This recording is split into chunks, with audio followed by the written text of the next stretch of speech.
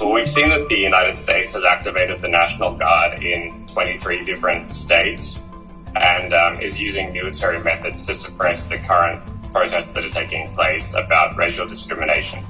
So this has resulted in some quite incredible scenes like elderly people being pushed over or crowds being rammed by trucks. We've even seen the protests being described as domestic terrorism by the US political leadership as a way of justifying the military intervention.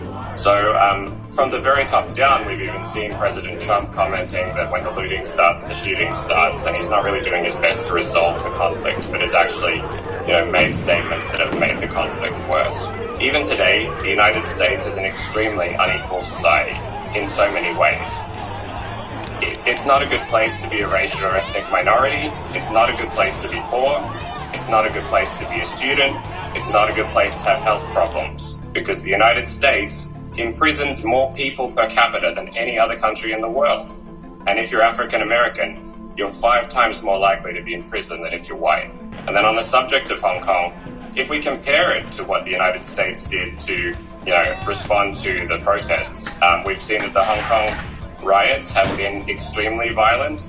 The rioters have turned to increasingly violent methods, such as setting people on fire, using Molotov cocktails, using projectile weapons, even fortifying the Hong Kong Polytechnic University and using it as a way a base to attack police and officials.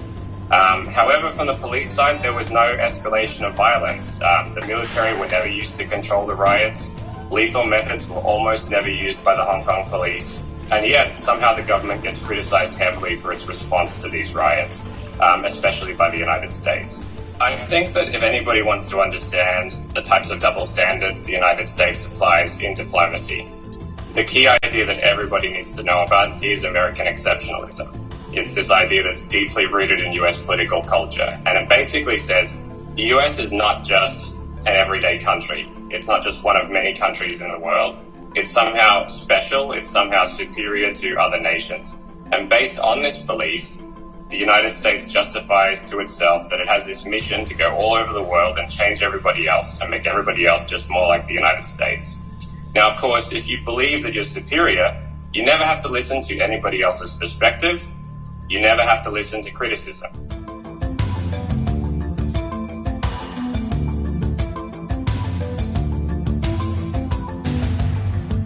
I think that that type of commentary can only come from a country that sees itself as being exceptional in some way.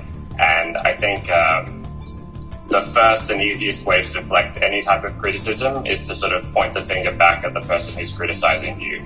And in this case, the United States behavior when it comes to accusing China of weaponizing the current protests that are happening in the United States looks a lot like that. Instead of addressing the root causes of the protests, it's very easy to point the finger and say, oh, you caused this crisis, you're weaponizing this protest, you're doing that. I don't think there's any evidence whatsoever of any of these things, most importantly. There's no evidence that China caused the COVID crisis or caused the United States economy to collapse. And there's also no evidence that China is funding or supporting the protest movement. For example, the way the United States funds and supports the protest movement in Hong Kong. There's no internal interference of that kind. So I think it's kind of strange that the United States political leadership would make those accusations.